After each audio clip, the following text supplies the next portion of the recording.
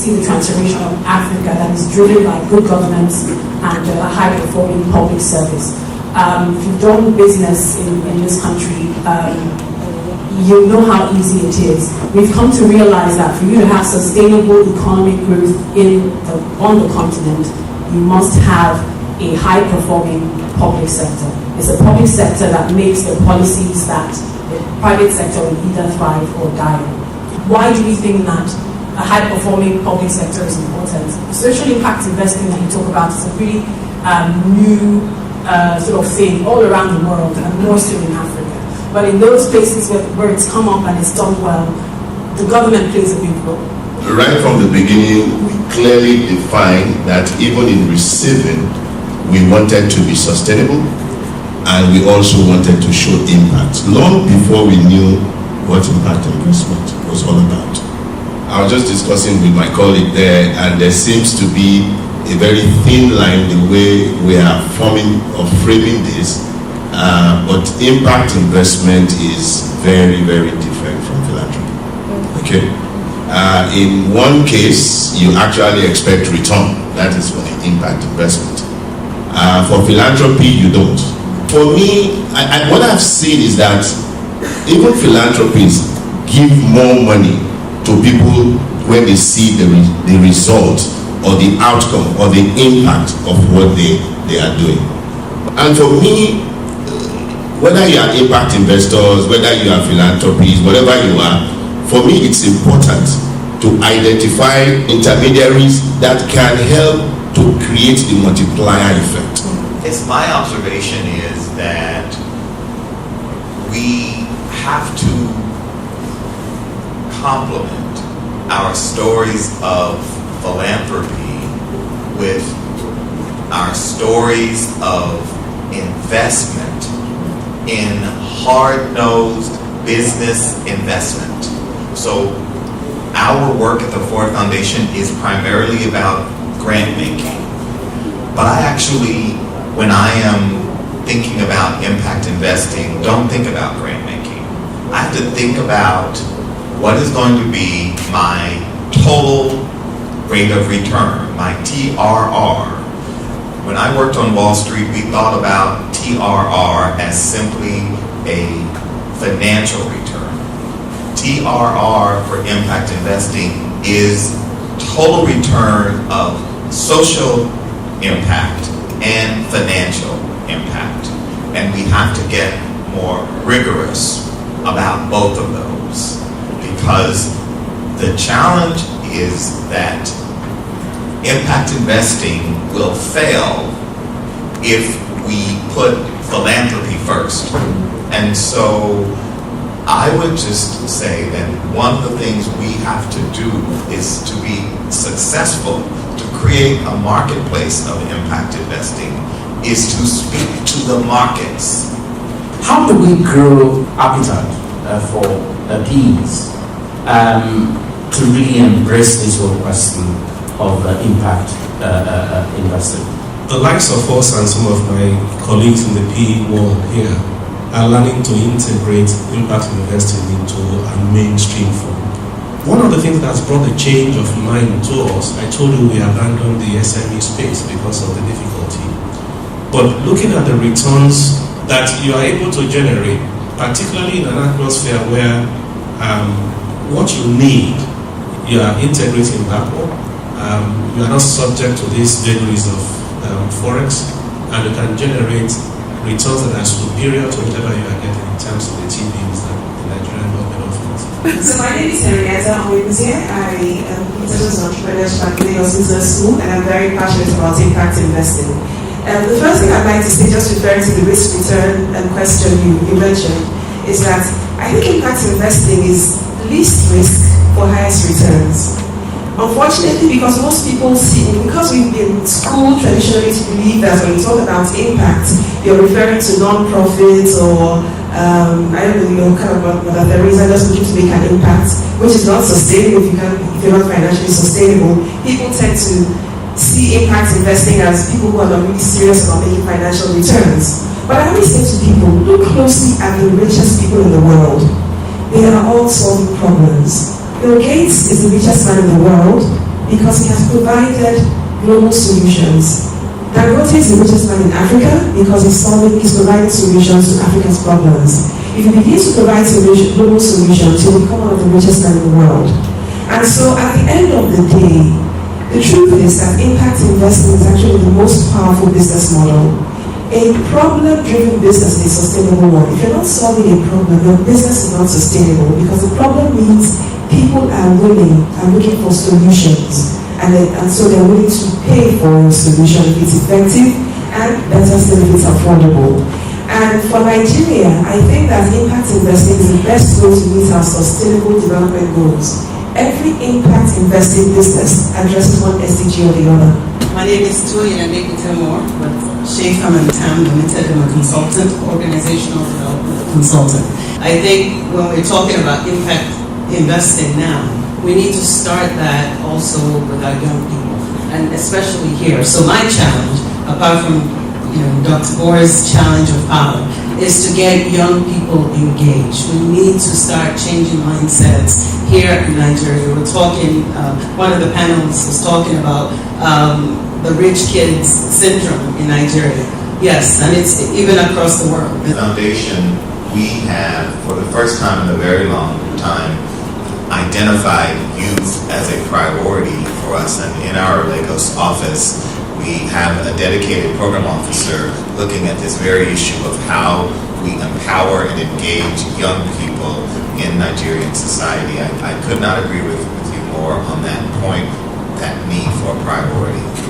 Some of the comments that I've heard or questions around, firstly, that impact investing can be profitable. We need to target the young and do it very early, both in terms of changing mindset and also in engaging them in the process. We need to ensure that there is a healthy pipeline of projects worthy of investment by people like Weber.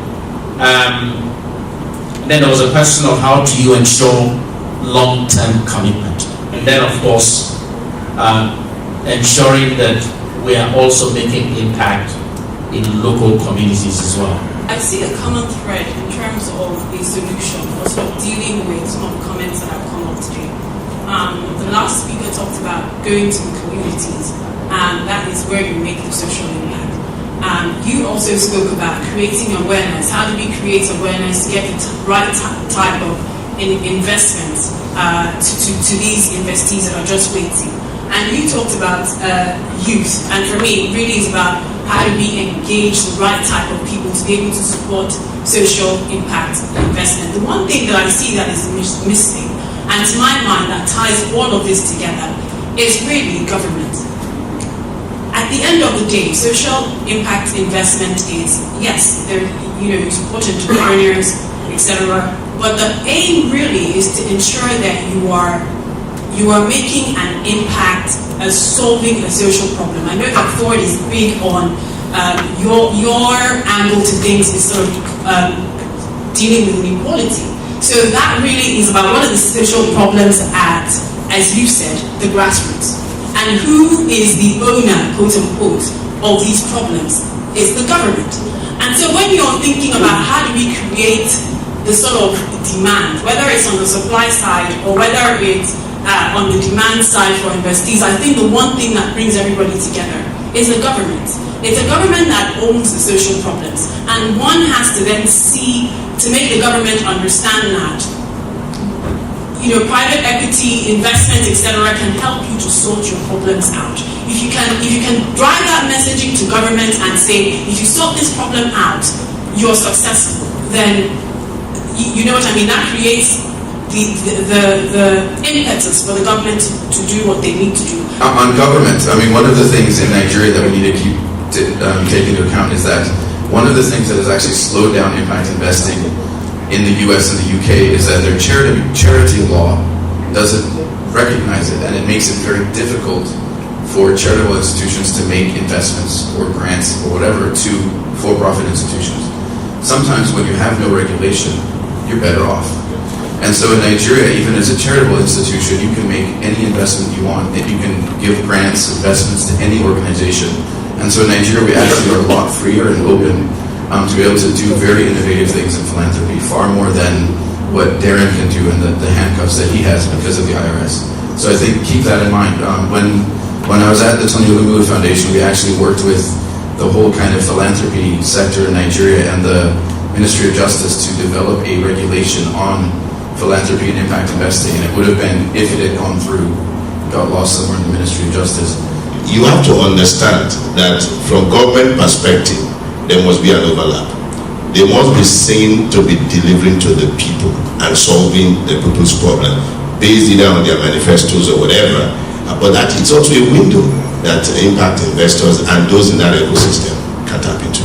A word that is a buzzword in Nigeria right now is the restructuring. Everybody's talking about restructuring, and I feel like there's no point going deep into restructuring if the mind of individuals remain the same in terms of the same mindset, the same way of doing things. And so we at GAMSU, that's Gamaliel Onosode Foundation, we feel that we have to begin to address those young, impressionable minds who begin to engage them into doing more constructive things. Our experience is that impact is good business.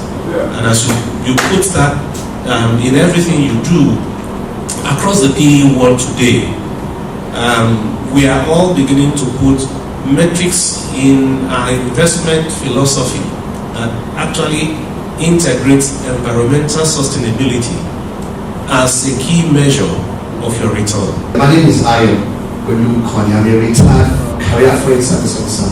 The mining sector is growing gradually now, and I think this is an area we First Foundation and others to look at in context of impact investing. I want to get before this foundation to talk to them. What about Nigeria? The question, the issue they raise, where are the institutions in which we can work with?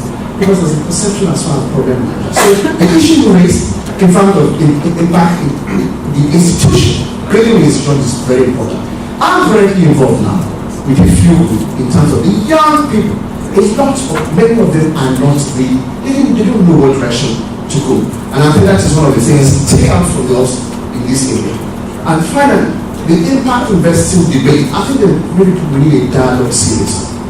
Take it out of Lagos, out of Big Tech, and other places in terms of explaining to people what exactly it is involved.